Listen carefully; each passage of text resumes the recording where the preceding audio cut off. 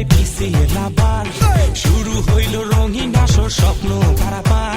নবদ্বীপে আইলো রে ভাই পিসিএল আবার শুরু হইল রঙিন আসর স্বপ্ন পারাপার